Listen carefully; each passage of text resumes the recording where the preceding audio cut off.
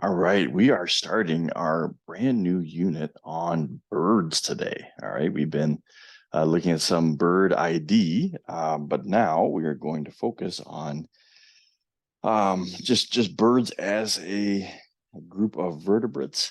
We'll talk about their characteristics. We're going to be talking about their anatomy. We're going to be spending a decent chunk of time just kind of going through what makes them unique and characteristics they share.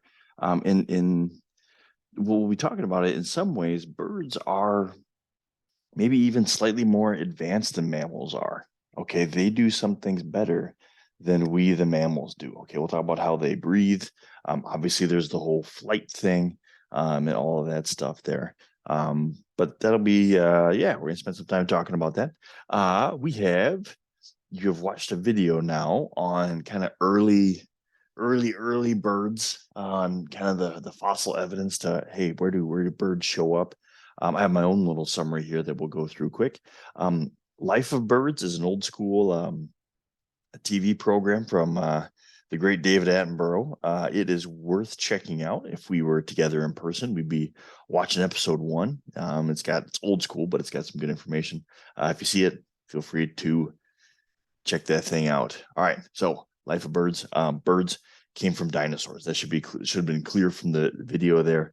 And not only dinosaurs, but actually kind of early on in the dinosaur um, time frame. Okay, birds start to show up a little bit there. So we have these types of dinosaurs here first. Okay, here are the small theropod dinosaurs.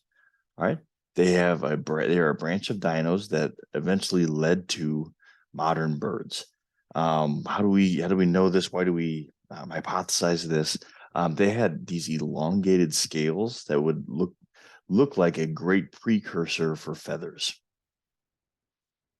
Here's a couple of sketches of theropods. Here's another looking one. So we see these weird, like long scales. Obviously, that's not helping it out with flight. It could be an insulation thing. It could be a coloration thing with these particular theropods, and we see a variety of those. The first one that we see is we have um, a series of small dinosaurs that clearly had wings. Okay, this is the most famous one. We can look and we can see this outline of a wing and a tail. This is Archaeopteryx. All right, Archaeopteryx is is the oldest specimen that we see in the fossil record that had wings and that those wings had feathers. Okay, it's a big distinction there. But not only would they have wings, but they have the feathered wings. Because remember, we had pterosaurs, the pterodactyls. That they did not pterodactyls or birds did not come from pterodactyls. They came from these pteropods there. All right, so there's a sketch what Archaeopteryx could look like. I don't know why his eyeball so kind of grotesque there.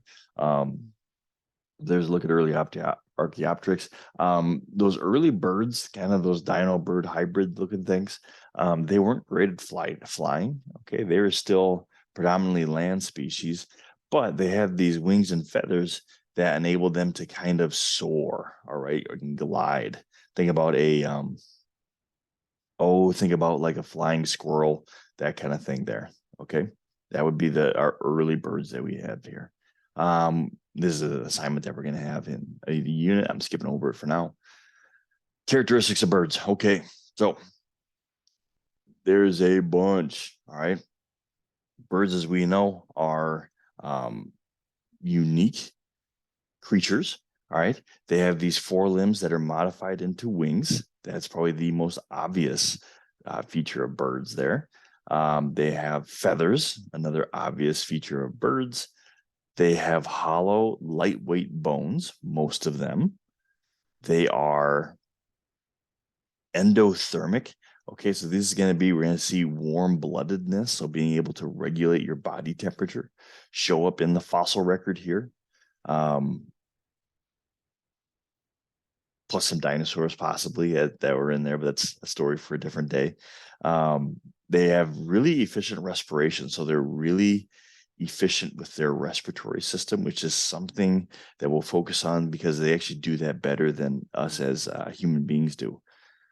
They have a heart that's completely divided with 4 chambers, just like you and me. They have scaly feet. Okay, so it kind of shows us, hey, the birds were not, their reptilian lineage is very clear. They have a furcula or wishbone, as they're in there for their collarbones. All right. Just another look at a bunch of the different adaptations that help them with flying: wings, feathers, bones, the sternum. Their weight is very well centered.